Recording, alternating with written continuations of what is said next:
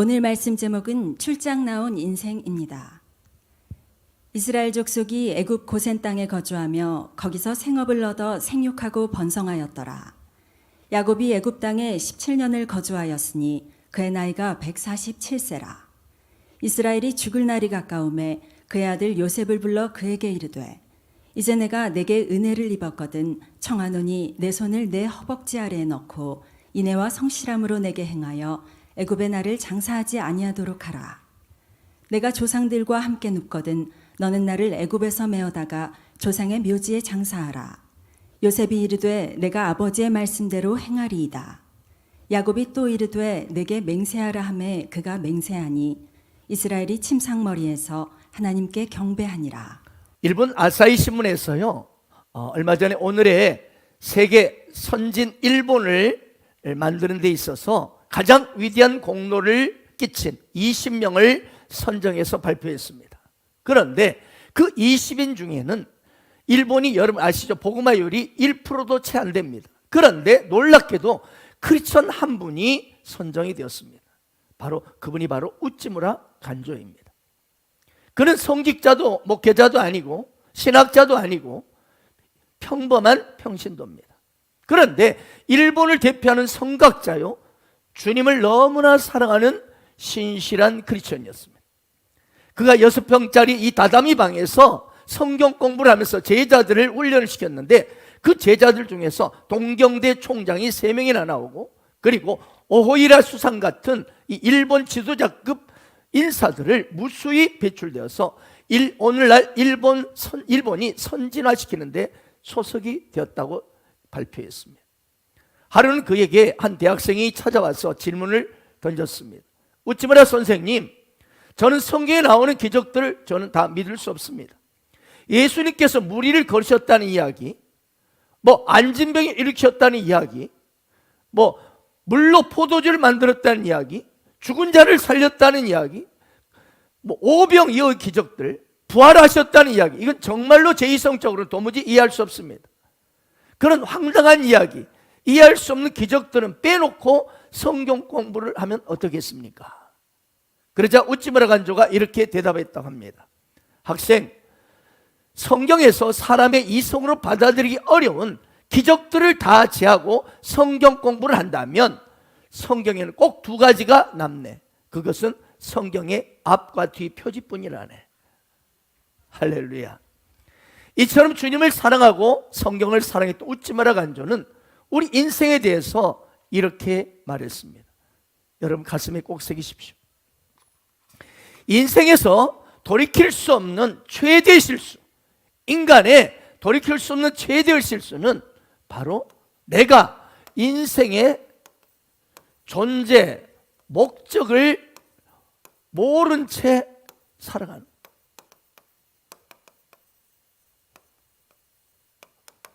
아멘. 오늘날 솔직히 꽤 많은 분들이 나름대로 인생의 목적을 가지고 살아가고 있습니다. 그런데 문제가 있습니다. 무엇입니까? 인생의 목적이 있긴 한데 많은 사람들이 자기 스스로 만들어낸 목적을 가지고 산다는 거죠. 여러분, 잘못된 인생의 목적은 당연히 그 인생을 불행하게 만들 뿐입니다. 모든 물건은 바로 만든 사람 목적에 따라 사용되어질 때 안전하고 가치가 있고 문제가 없고 평안한 줄 믿습니다. 자, 여기 무선 마이크가 있습니다. 그런데 오늘처럼 말씀을 전하는 목적으로 쓰여야지, 만약 장난감으로 쓰인다 할지 아니면 장식용으로, 장식품으로 사용된다면 그건 문제입니다. 가치를 잃어버린 거죠. 마찬가지로 우리 인간인 사람도 모든 만든 목적에 따라 여러분 사용될 때 가치 있고 문제가 없고 행복한 인생이 될 줄 믿습니다. 사랑하는 여러분, 어떤 제품이 어디에 쓰이는지를 정확히 알려면 어떻게 되면 될까요? 어때요? 가장 이 사용하기 어디에 쓰이는지 알 수 있는 방법은 바로 그 제품을 만든 사람에게 물어보는 거죠. 그러므로 인간이 나는 왜 이 땅에 존재하는가에 대한 질문에 대한 정확한 대답을 할 수 있는 유일한 분이 있습니다. 누굽니까? 누구일까요? 예, 정신 차리시길 축복합니다. 우리 인간을 창조하신 오직 하나님만이 대답할 자격이 있는 줄로 믿습니다. 창조주 하나님은 우리가 나는 왜 이 땅에 존재하는가? 이 질문을 내가 생각하기 전부터 이미 나에 대해서 창조 전에 계획하여 계셨고, 아멘. 그것을 인도해 주시고 그것을 내가 오늘 알기를 원하십니다. 우리 중에 오늘 예배드린 여러분 어떤 분도 실수로 태어났거나 잘못 쏜 오발탄처럼 목적 없이 이 땅에 이 세상에 온 사람은 단 한 분도 없습니다. 신실하신 하나님, 실수가 없으신 하나님이십니다. 완전하신 하나님이십니다. 그 하나님께서 저와 여러분 한 사람 한 사람을 당신의 계획에 따라 이 땅 가운데 보내셨음을 믿으시 바랍니다. 사랑해요 신실하신 나의 주님, 나의 삶 주님 안에 있네. 눈을 뜨는 아침부터 나 잠들기까지 선하신 주를 노래하리.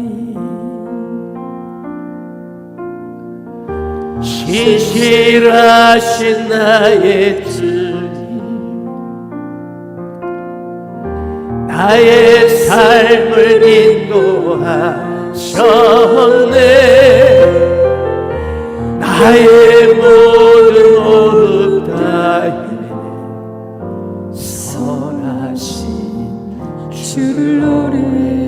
가사 속으로 들어갑시다. 우리 사랑해요 나를 인도하신 주님, 고난 중에도 나와 함께 하셨네. 내 아버지 되시며 내 친구 되신 주, 나의 삶 어디 안에 있다고요? 나의 삶 주님 안에 있네. 아멘 아멘. 두 손 들고 신실하신 나의 주님, 나의 삶을 인도하셨네. 나의 모든 호흡 다해 선하신 주를 노래하리. 그러므로 사랑하는 여러분, 이걸 여러분의 가슴에 꼭 새기세요. 당신은요 하나님 보시기에도 아까운 존재이십니다. 하나님 보시기에 보석이십니다. 우리 옆에 분에게 그대로 한번 축복해 볼까요? 당신은 하나님 보시기에도 아까운 존재이십니다. 당신은 하나님 보시기에도 보석이십니다. 맞습니다. 그렇게 보이십니다. 아멘. 우리는 지난 주일에 이 야곱이 자신의 130년의 인생을 이제 나그네 길을 살아왔다고 말하고 험악한 세월을 살았다고 이 바로왕 앞에서 고백하는 현장을 보았습니다. 그런데 이제는 사랑하는 아들 요셉이 국무총리로 있는 이 애굽 땅에 드디어 본향을 떠나서 타향살이로 이제 살고 있는 야곱입니다. 근데 벌써 이 타향살이가 무려 17년이 지났어요. 17년이에요. 그러니까 그의 나이가 147세가 되었습니다. 오늘 예배드린 여러분 147세의 삶을 살기를 축복합니다.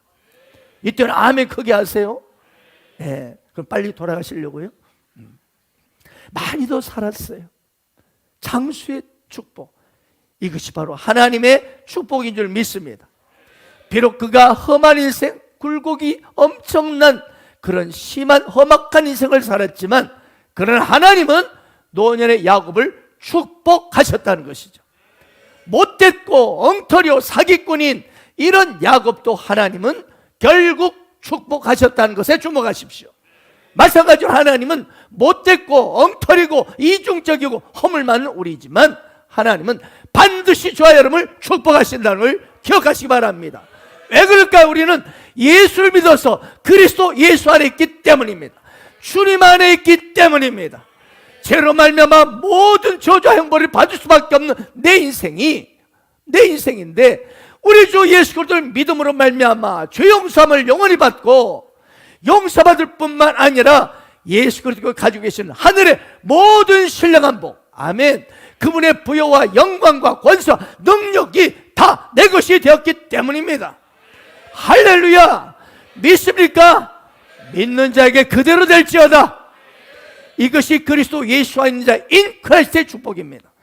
믿으시길 축복합니다. 하나님 우리의 믿음을 보십니다. 이제 야곱은 숨을 거두기 직전에 사랑아들 요셉을 부릅니다. 유언을 남기려고. 자, 오늘 육신의 세상을 떠나기 직전에 야곱이 요셉 앞에 유언하는 장면이 기록되어 있습니다. 자, 오늘 29절 30절 말씀을 보겠습니다. 다시 한번 같이 읽어봅시다. 시작.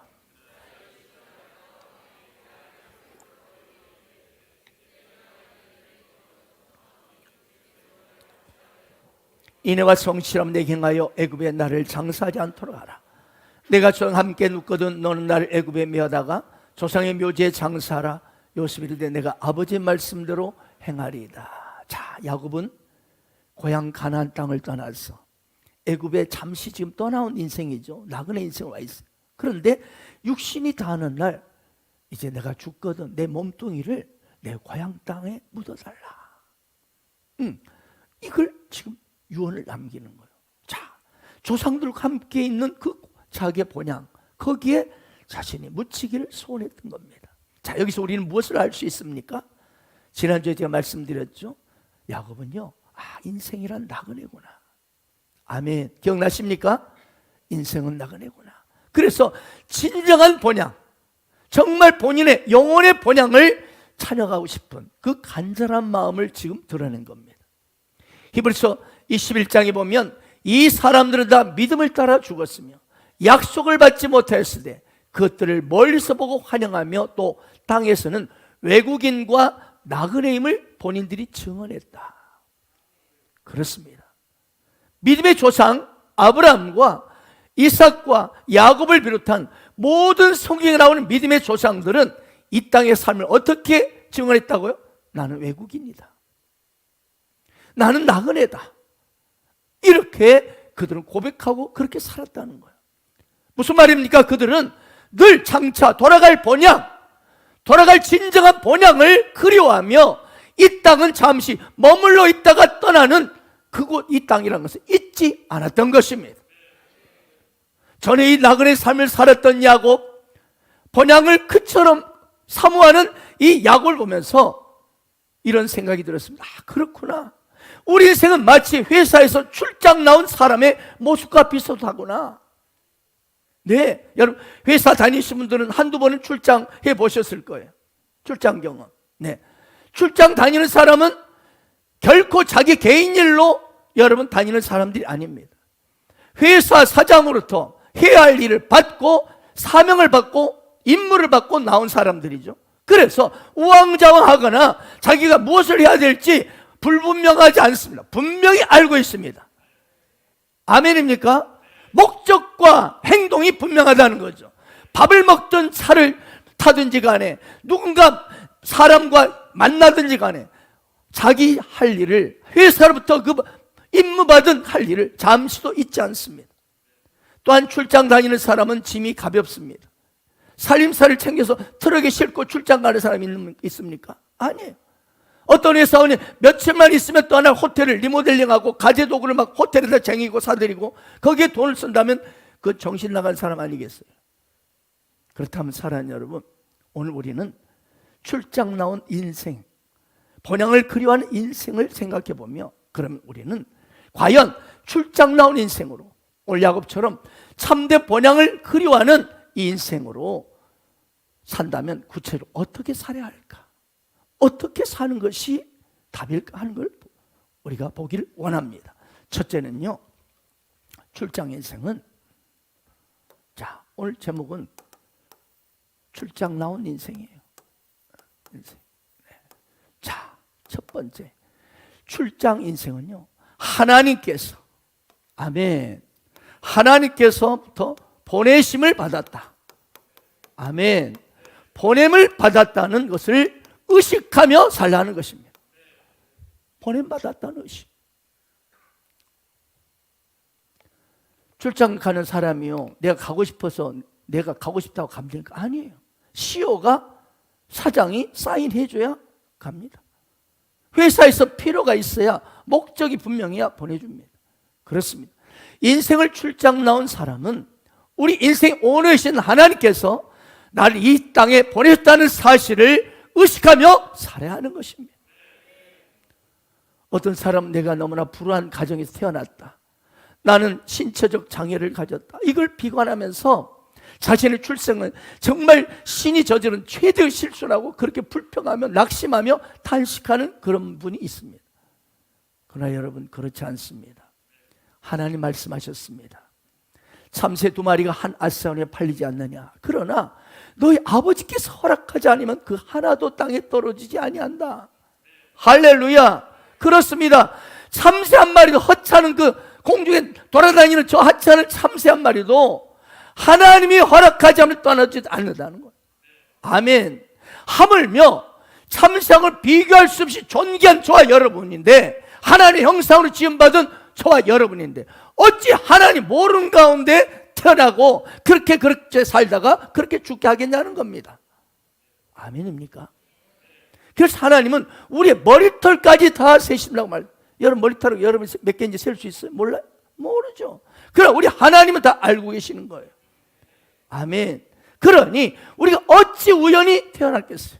어찌 우리가 이곳에서 함께 예배드리고 있겠습니까? 우연이 아닙니다. 하나님이 이렇게 말씀하셨어요. 내가 너를 모태에서 짓기 전에 너를 알았고, 네가 엄마 뱃속에 나오기 전에 너를 남자로 여자로 내가 딱 성별했고, 너를 여러 나라의 선지자로, 사명자로 세웠다는 거예요. 아멘, 아멘. 어찌 이것이 에레미야 뿐이겠습니까? 하나님의 자녀인 우리는 베드로서 2장 9절 말씀처럼 모든 족속에 부르심 받은 자들입니다. 너희는 택하신 족속입니다. 아멘. 왕같은 제사장들입니다.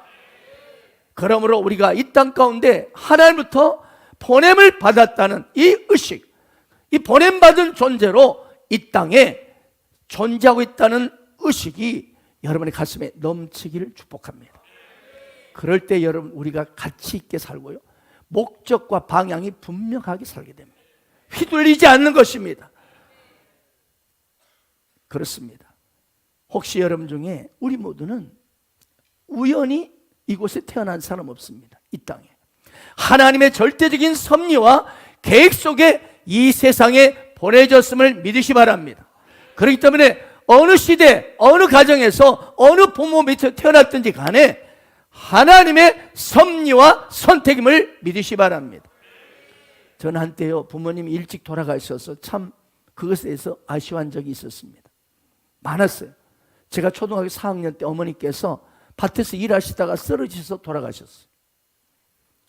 또 제가 대학 졸업할 쯤에 아버님이 갑자기 이 겨울에 보일러 그것이 막혀가지고 추우니까 자식들 따뜻하게 해주려고 보일러 이렇게 연탄불 빼고 나서 뜨거운 이 보일러 물이 흐르고 있는데도 그걸 이제 뚫기 위해서 입으로 훅 불다가 반발로 목에 뜨거운 게 넘어와서 갑자기 기도가 막혀서 돌아가셨습니다. 뜻밖의 건강하셨는데. 그래서 제가 폐결핵으로 힘들 때도 저 혼자 그걸 버티며 견뎌내야 했습니다. 도울 사람이 없습니다. 결혼도 제가 알아서 다 준비했습니다. 왜? 형들은 나이 차이가 2살 정도 차이 안 나요. 그러니까 모든 걸 제가 다 알아서 처리해야 했습니다. 아무런 도움 없이, 그러니까 어쩔 수 없이 제가 교직 공무원이니까 대출 받아가지고 결혼 자금으로 대출 받아서 스스로 준비해야 했습니다. 그래서 아버지가 안 계신 것이 참 제 마음이 어려웠습니다.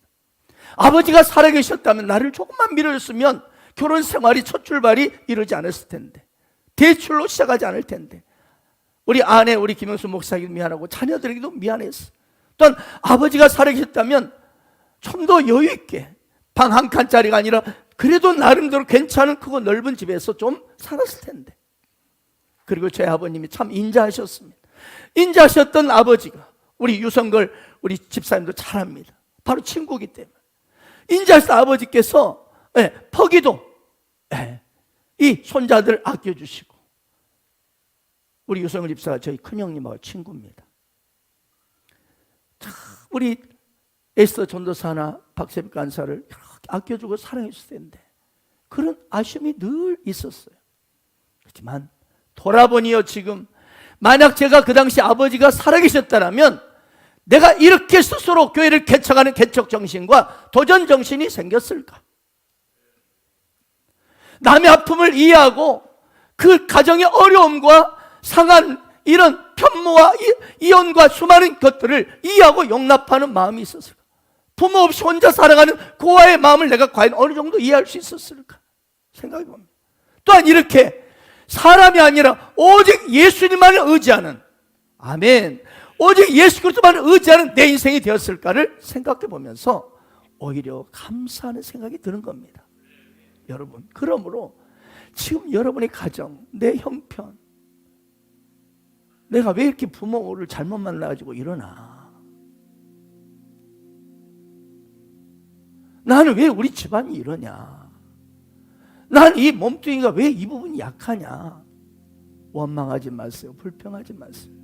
하나님의 섭리와 인도하심은 뒤를 돌아보면 지난 시간이 흐른 데는 결코 후회함이 없는 것입니다. 하나님, 내 인생에 이거란 퍼즐을 놓았다면 이 퍼즐이 왜 내 인생에 꼭 있어야만 합니까?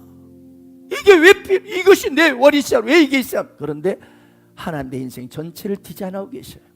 이 퍼즐이 꼭 있어야 최고의 내가 작품이 되는 거예요. 그렇습니다. 그러므로 하나님의 인도하심과 섭리는 결코 후회함이 없다는 게 하시고, 완전한 하나님을 신뢰하고 주님 앞에 영원히 그분 찬양하고 뚜벅뚜벅 믿음의 길을 가는 여러분 되기를 축복합니다. 완전하신 나의 주, 의의 길로 날 인도하소서. 행하신 모든 일 주님의 영광 다 경배하니.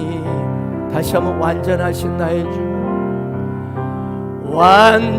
완전하신 나의 주, 의의 길로 날 인도하소서. 행하신 모든 일 주님의 영광 다 경배합니다. 예배합니다. 찬양합니다. 주님만 날 다스리소서. 예배합니다. 찬양합니다. 주님 홀로 높임 받으소서. 출장난 인생은 그렇습니다. 첫 번째, 하나님이 보냄을 받은 이 보냄받은 이 사명자의식, 보냄받았다는 의식이 중요합니다. 두 번째는요, 출장 나온 인생은요, 가볍게 삽니다. 가볍게 살아요. 제가요, 지금 10년 전쯤 됩니다. 처음으로 미국의 비전 트립을 가게 되었습니다. 저 아내가 이제 인천공항으로 여행짐을 가지고 가는데 캐리어가 4개나 되었습니다. 4개. 공항에 도착해 보니까 다른 목사님들은 캐리어가 달랑 하나야. 우리는 양쪽에 들랑달랑. 근데 지금도 생각해 보니 캐리어가 몇 개 가지고 가네. 아무튼 저희가 제일 캐리어가 많아요. 별것을 다 넣었으니까. 사계절 옷을 다 넣었어요. 위로 아래로 갖다 추면 어떨까? 이렇게 하면 더울까? 신발도 여러 컬러, 운동화, 구두, 슬리퍼, 뭐. 그리고 속옷도 10장 이상. 왜? 한 15일 있어야 되니까.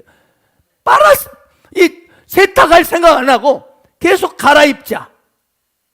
모르겠어요. 우리 청년들 한 2장이면 충분할 거예요. 일주일에 1장씩 갈아입으면 끝나니까. 아무튼 그때 느끼는 것이 참 많았어요. 야, 그렇구나. 여행을 많이 가본 사람들은 그렇구나. 출장 많이 가본 사람들은 짐이 가볍구나. 꼭 필요한 것만 딱 챙기는구나. 이것저것 그냥 생각나는 거 다 챙기는 것이 아니고. 여러분, 출장 갈 때 트럭 빌려가지고 냉장고 소파 싣고 가는 사람 봤어요? 될 수 있으면 짐을 가볍게 합니다. 여러분, 장례식장에 가보셨죠? 관 속에 여러분 보셨나요? 관 속에 누워있는 이 마지막 인간의 모습. 관 속에 누워있는 한 인간 보셨나요? 보셨죠? 딱 옷 한 벌 입고 갑니다. 이것이 우리 인생이에요. 어떤 분은요 반지를 삼켰대요. 왜? 뱃속에 넣으면 저 세상에 혹시나 가지고 있을까? 그러나 여러분, 우리 인생의 삶이 마치는 날 이 땅에서 소유한 것들, 여러분 가지고 있는 것들, 내 새끼조차도, 아니 옷까지 하나도, 실오라기 하나조차도 가지고 떠날 수 없는 것이 인생입니다. 우리 인생 그렇습니다. 공술에 공수갑니다. 빈손 왔다 빈손으로 가는 것. 이 땅을 떠나는 그날 우리는 모든 것을 내게 공급해 주신 이 하나님께 다 반납하고 우리는 빈손으로 떠납니다. 온 세상에 거의 3분의 1 땅을 차지했던 세계적인 이 정복왕 알렉산더 대제가 있습니다. 그가 마지막에 내가 죽을 때 관 속에 양쪽에 구멍을 뚫어라. 그래서 거기에 내 빈손을 내놓아라. 왜? 수많은 사람이 이렇게 어마어마한 영광과 권세와 능력을 누린 사람도 다 마지막에 빈손으로 가는구나. 그걸 알게 하라는 거야. 빈손으로 가는구나. 빈손으로 떠날 마지막 순간, 마지막 내가 관 속에 들어가기 직전에 그렇구나. 이 생명과 재물의 주인은 내가 아니라 여러분 하나님이시구나. 아멘. 이걸 깨닫게 되는 거예요. 누가복음 16장 보면요, 이 불의한 청지기가 나옵니다. 그런데 이 불의한 나쁜 놈이에요. 나쁜 놈. 불의한 청지기인데 이상하게 예수님은, 주님은 이 불의한 종을 칭찬합니다. 칭찬해요. 그 이유를 보니까 뭐예요? 그가 이 불의한 줄 알고 주인이 알아챘어. 그래서 저놈을 잘라야 되겠다. 이것을 이미 쫓겨날 날이 남지 않은 것을 알고 이 불의한 청지기가 이 짧은 기간 동안에 자신이 나중에 쫓겨나는 이후의 삶을 준비했다는 거예요. 쫓겨나는 이후의 삶을 미리미리 준비해서 막 너는 여기 빚 얼마인데 너 줄여 막. 뭘 의미합니까? 이 불의한 세상이, 즉 불신자들도 그렇게 짧은 시간에 자기의 이후의 삶을 준비하는데, 빛의 자녀들인 영원한 천국을 위해 아무것도 준비하고 가지 않는 하나님의 자녀를 향한 탄식의 말씀입니다. 탄식의 말씀. 저 불의한 청지기도 불신자들도 저렇게 나름대로 다음 걸 준비하려고 하는데, 진짜 영원한 천국인 준비된 우리를 위해서 진정 하나님의 빛의 크리스천들이 그날을 준비하지 않는다는 거예요. 사람은 지금 이 땅의 삶을 어떻게 살고 계십니까? 무엇에 내 마음을, 내 시간을, 내 물질을 사용하고 계십니까? 손살같이 지나가는 이 땅이죠. 우리 청년 여러분, 지금 20대, 30대라고 아니요. 진짜 쏜 화살처럼 지나갑니다. 그러므로 이 땅에 손살같이 지나가는 이 땅의 삶에서 가장 잘 사는 것은 뭐냐? 우리의 본향, 천국의 삶을 준비하는 자가 진정한 지혜로운 청지기인 것입니다. 이렇게 말하면 어떤 분들은요, 아이고 우리 그리스도인들은 맨날 너무나 내세지향주의다. 내세지향주의. 다음 세계만을 준비하고 이 땅에서 그럼 현실인데 현실을 무시하고 살라는 말이냐, 이렇게 비아냥거리며 그렇게 부끄럽게 막 그런 말을, 이런 내세지향주의라는 것을 부끄럽게 생각합니다. 세계에서 가장 아름다운 나라가 리서치를 했는데 선택이 됐어요. 누구냐? 어느 나라? 뉴질랜드예요. 뉴질랜드. 너무나 아름다워. 한마디로 이 뉴질랜드는 세계 공헌이 될 정도로 너무나 아름다운 나라. 그런데 어떤 사람이 올 12월에 뉴질랜드로 이민을 간다고 합시다. 자, 이 사람이 한국에 남은 시간이 3개월 정도 남았죠. 자, 그러나 뉴질랜드에서는 죽을 때까지 살 거예요. 자, 이 사람이 그러면 한국에서 남은 3개월을 어떻게 보낼까, 시간을? 한국에다 땅을 사고 집을 사고 막 그럴까요? 아니죠. 모든 부동산 정리하고 돈 될 만한 것들로 다 처분하고 한국 돈도 뉴질랜드 돈으로 바꾸고 그리고 뉴질랜드 사는데 필요한 언어들을 익히고 또한 그곳에서 이제 구체적으로 어떤 직업을 가지고 살아야 될지 어디서 살아야 할지 삶을 기대하며 준비하며 지낼 것입니다. 아멘이죠? 여러분, 이렇게 사는 것이 내세 지향주의일까요? 아니죠. 그 사람이야말로 진실로 현실주의자고 가장 지혜로운 사람인 줄 믿습니다. 오늘 예배드린 여러분을 묻겠습니다. 여러분, 이 세상을 떠나는 날 천국에서 영원히 살 것을 확신합니까? 그런 분 두 손 들고 아멘 아멘. 정말 조금도 의심 없이 믿고 살고 있습니까? 그런데도 우리가 사는 모습을 보면 천국은 없고 이 세상이 전부인 것처럼 살아갈 때가 많다는 거예요.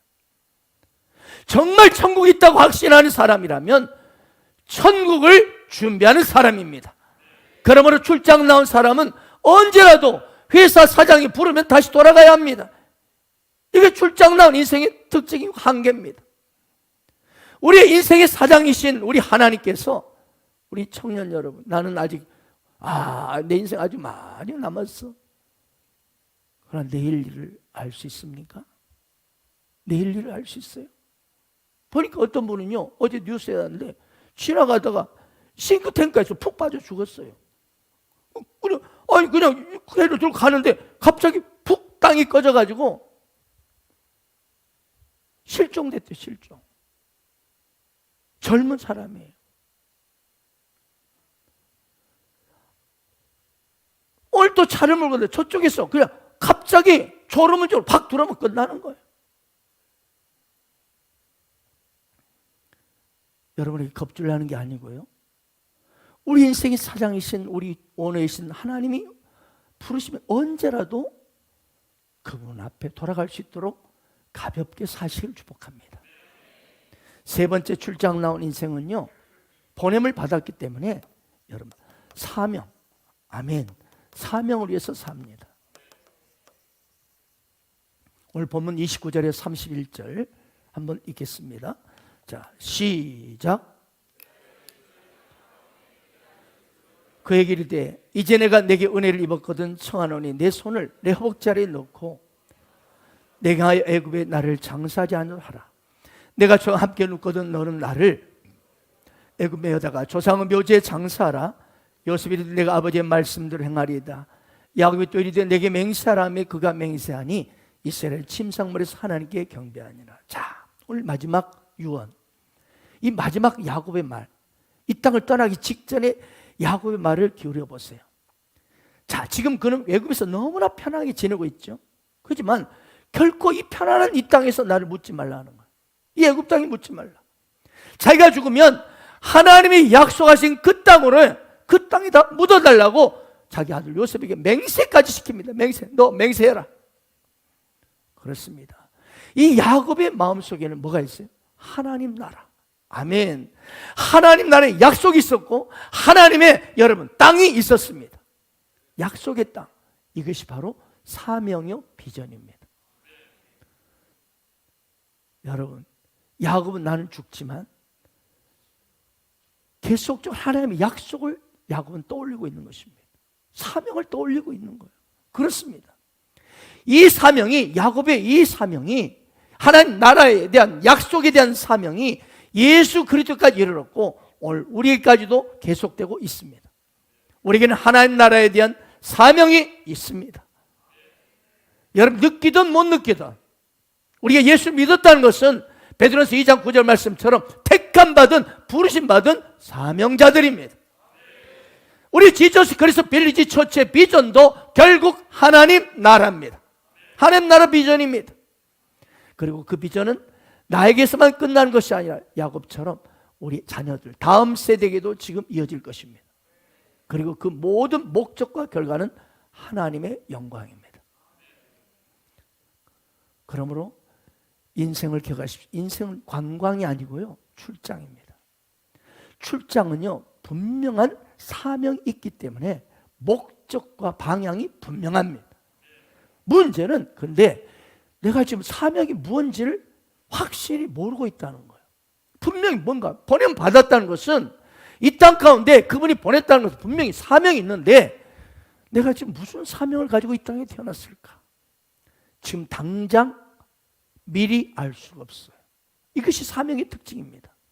하나님께서 우리를 세상에 보내실 때 너는 목회자가 되어라, 너는 공무원이 되어라, 너는 사업가가 되어라, 너는 농부가 되어라, 처음부터 사명 알려주지 않아요. 사명을 주실 때 미리 주시는 것 같지 않아. 하나님 보니까 제 인생을 돌아보니까 현장에서 그때그때 주십니다. 현실에서 당장 해야 할 일들을 하나씩 보여주시고 그걸 완수하면 다음 것을 보여주시고 그걸 또 완수하면 다음 걸 보여주시면서 하나님은 당신의 진정한 사명으로 점점 이끌어 가시는, 본질적인 사명을 이끌어 가시는 것입니다. 저 역시도 주님의 그 십자가 사랑 인카운터가 되면서 그때부터 진짜 주일날이 전에는 죽일 날이었어요. 이야, 인간을 죽이는구나. 새벽부터 계속 성가대, 그 다음에 이 교사, 그리고 구역장, 재정, 뺑뺑이 엄청 돌리네. 그런데 십자가에 그 엄청난 은혜가 부어지니까 나 같은 죄인에게 이걸 맡겨주셨다. 나 같은 인생에 이런 귀한 사명을 주셨다. 충성하고 순종하기 시작했습니다. 평신도로 그래서 담임 목사님이 말씀한 대로 온전히 충성했습니다. 그랬더니 점점 하나님이 큰 일을 맡기시더라고. 착하고 충성된 종아, 네가 적은 일에 충성하였으면 내가 많은 걸 너에게 맡긴다. 아멘. 학교에서 만나는 학생들에게 선생님들과 시례를 조직하고 또 거기에 올 수 있도록 복음을 증거하고 아이들과 제자 훈련하고 이런 예배를 드리고 이런 삶을 살았더니 나중에는 교직자 선교회라는 현직 교사단체를 구성케 하셔서 전국에 있는 12,000개 학교에 대한 학교 복마를 꿈을 주셨습니다. 그리고 거기에 열심히 충성을 다했더니 이제는 저를 목회자로 콜링을 하신 겁니다. 그러면서 중국을 품게 하셨어요. 중국 선교사의 그 감동을 주시더라고요. 그런데 선교사로 이제 가려 하는데 하나님께서 이 선교사로 아름다운 사명을 이루기 위해서는 먼저 신학대학원을 가라. 신학대학원을 가시게 하더니 이제는 선교사로 가기 전에 한국에서 교회를 개척하라는 거예요. 그래서 또 철밥통 교직 던져버리고 순종했습니다. 그랬더니 셀교회라는 하나님이 디자인하신 성격적인 교회 패러다임을 꿈을 부어주셨습니다. 그리고 이제는 소그룹 셀 또한 제자화로 22,200 세계비전을 일어나는 큰 사명을 주시고 함께 꿈꾸고 달려갈 수 있는 존귀한 이 자리에 계신 여러분을 동역자로 붙여주셨습니다. 그리고 지난 20년 동안 부족하지만 열심히 그저 충성하고 순종했더니 이 비전 사명에 함께 꿈꾸며 동의할 수 있는 많은 국내 해외 네트워크 목회자들, 선교사들을 만나게 하시고 아멘. 심지어 중국에 내가 직접 못 가니까 중국의 셀 목회 네트워크 선교사님들을 만나게 하시고 그들을 통해서 그 땅에 복음이 전해지도록 하셨습니다. 그러면서 온 민족과 열방 가운데 지금 사도행전에 나타나는 성경적인 초대교회, 수많은 건강한 교회, 생명과는 건강한 성도들을 세워가시는데 저를 부족한 종을 사용하고 계십니다. 할렐루야. 혹시 여러분 중에 무슨 비전이고 뭐고 지금 먹고 살기도 힘든데 맞습니다. 현실적입니다. 그러나 기억하십시오. 당신은 먹고 사는 것도 중요한 일이지만 하나님 보내신 받은 사명자라는 걸 기억하십시오. 느끼든 느끼지 못하든. 그러므로 혹시 내가 비전을 무시하고 있지는 않는지 생각해 보세요. 막 비전, 저런 사람이 하는 거, 나는, 아이고, 나 지금 먹고 살 바빠. 할 일 많아. 혹시 비전을 아예 무시하고 살고 있지는 않는지 생각해 보세요.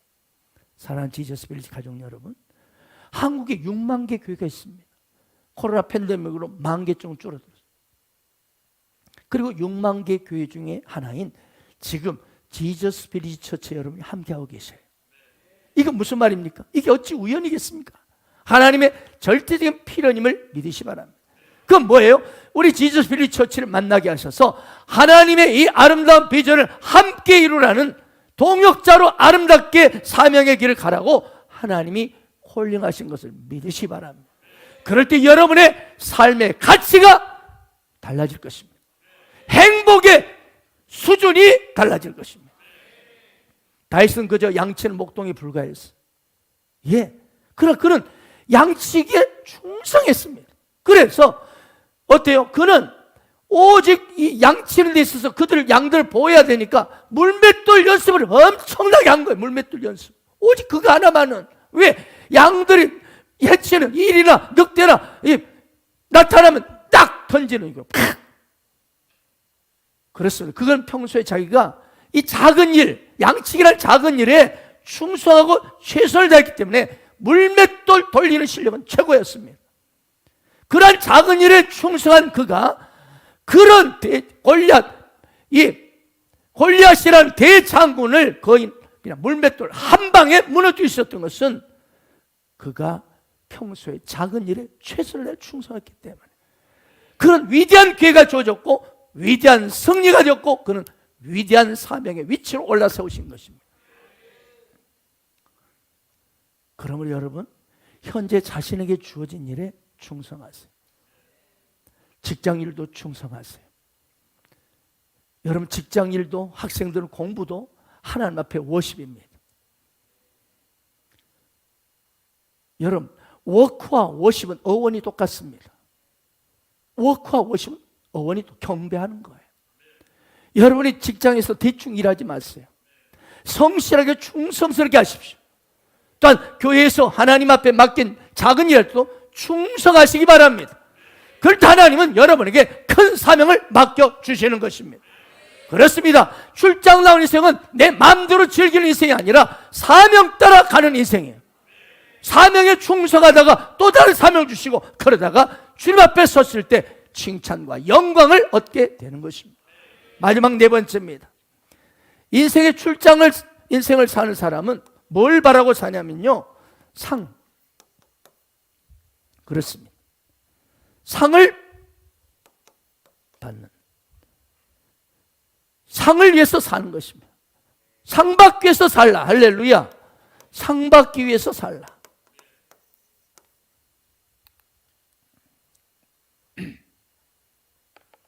회사에서 이제 출장을 보냈을 때 어떻습니까? 너무나 소기 성과를 거두고 왔어요. 그러면 회사에서 보너스를 주거나 승진을 시켜주죠. 마찬가지예요, 여러분. 하나님 우리에게도 사명을 주셨는데 그걸 정말로 충성스럽게 잘 완수하면 반드시 하나님이 상으로 보상하십니다. 그래서 산상수에 예수님이 이렇게 말씀하셨어요. 기뻐하고 즐거워하라. 하늘에서 너희의 상이 큼이라. 네. 또 내가 진실로 진 너희로는 이 사람이 결단코 상을 잃지 아니할 것이다. 계속 예수님도 상을 강조합니다. 사도 바울도 상에 대해서 말했습니다. 각각 자기가 일한 대로 자기의 상을 받으리라. 사도 요한도 상에 대해서 말했습니다. 내가 속히 오리니 내게 줄 상이 내게 있어 각 사람에게 그가 행한 대로 갚아주리라. 이 행함은 하나님 앞에서 신실한 행함입니다. 성령을 따라 행한 행함입니다. 이처럼 성경에는 많은 받을 상을 약속하고 있어요. 그런데 실제로 우리 천국을 바라보는 성도들의 삶을 보면 상을 별로 기대하지 않아. 뭐 상 주시면 좋지. 그 이유가 뭘까요? 어떤 분은요, 상을 바라면서 신앙생활 하는 것은 좀 그렇다는 거야. 좀 유치하다는 거야. 소시민적이라는 거야. 무슨, 아니, 하나님 나 같은 죄인을 구원하는 그 은혜 감사해서 기쁨으로 순수하게 봉사하는 것이 차원 높은 신앙이지, 상발하고 열심히 하는 것은 수준이 낮다는 거예요. 여러분, 과연 그럴까요? 기억하세요. 먼저 여러분이 그런 분을 오해하고 있는 것이 뭐예요? 상은 우리가 요구한 것이 아니라 하나님이 약속하고 있다는 거예요. 내가 상을 주고 싶다는 거예요. 아멘. 아들이 있습니다. 근데 이 아들이 아버지 말씀대로 열심히 청소하고, 집안 청소, 방 청소하고, 또 자기 동생을 그렇게 잘 놀아줬어. 데리고 놀아줬어. 그랬더니 아버지가 기뻐서 상을 주었다 생각하고 자전거를 사줬어요. 그랬더니 이 아들이, 아버지 저를 뭘로 보시는 거예요? 아니, 아들로서 당연히 한 것인데 상이 웬 말입니까? 제가 상 받으려고 한 줄 아십니까? 이건 저를 모독하는 거예요. 그럼 아버지가 말해요. 야 새끼야, 네가 도리어 나를 모독하고 있다. 군밤 줄 것입니다. 그러면 사랑하는 아버지께서 나를 상을 주겠다는 것은 아들은 감사함으로 받고 기쁨을 누리는 거예요. 생각해보세요. 주기도문이나 사도신경이나 달랑 외우고 그냥 은혜만 예배만 드리고 천국 가는 사람하고 하나님과 그의 나라를 위해서, 몸된 교회를 위해서 삶을 드리고 시간을 드리고 물질을 드리고 열정을 드린 그 사람과 천국에서 그 두 사람이 똑같을까요? 네. 다름질을 하려거니와 상 받기를 여러분 사모하기를 바랍니다. 상 받는 다 한 사람이라서, 한 사람. 우리는 하나님께서 언젠가 저와 여러분을 한 사람씩 이제 역할이 끝날 때 당신의 본향으로 부르실 거예요. 그럼 우리 모두는 출장 나온 인생으로 씌우신 그분이 부르시면 오늘 본문에 야곱이 그리워하던 본향, 바로 천국 영생에 입성할 때가 옵니다. 그리고 그 후에 기억하십시오. 상급이 기다리고 있어요. 상급. 그래서 성경 말씀합니다. 하나님께 나아가는 자는 반드시 그가 계신 것과 또한 그가 자기를 찾는 자들이 상 주시는 힘을 믿어야 할지니라. 그래서 하나님께서는 우리에게 막연히 이 땅에 온 게 아니에요. 막연히 이 땅에 부모님의 이 태 속에서 이 땅에 나온 게 아니에요. 하나님도 보냄을 받았습니다. 그래서 여러분, 우리는 출장 나온 인생임을 기억하세요. 우리 인생 출장이 끝나고 시오 주님이 이제 올라오느라, 네, 돌아가야 해요. 좀만요. 우리 모두 이 출장 인생임을 기억하시고 반드시 우리 돌아갈 본향 천국이 있다는 걸 기억하시고, 우리 지금 인생을, 우리 현재 인생을, 시간을 지혜로운 청지기처럼, 오늘 빗대는 그 청지기처럼, 바로 슬기로운 다섯 처녀처럼 정말 지혜롭게 아름답게 살다가 언제라도 주님을 부르시면 기쁨으로 달려가는, 그래서 영광의 면류관을 얻는 저와 여러분 되시기를 주 예수 이름으로 축복합니다. 아멘.